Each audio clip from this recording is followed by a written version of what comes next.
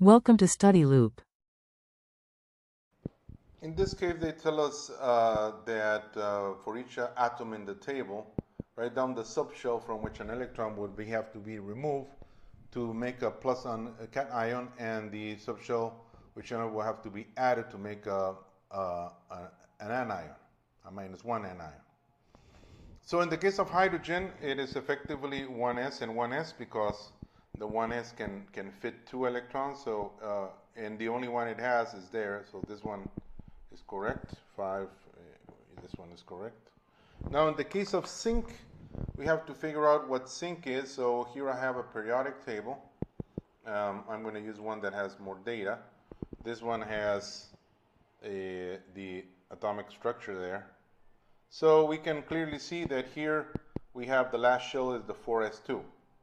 So after the 4s2, so if we're going to take something away, it's going to be from the 4s2, from the 4s.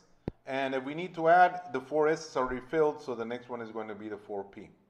So right here we have effectively, this is good and this is good. Now we have to figure out the same thing for gallium.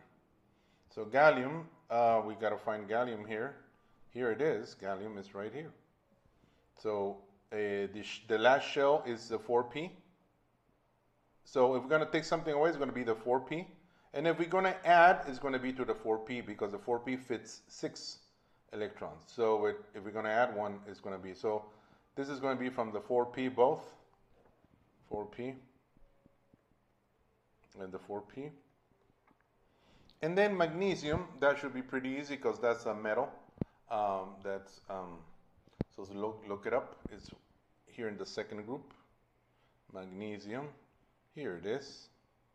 So that one is the one that is filled is the 3s, but it's completely full. We can see it has already 2.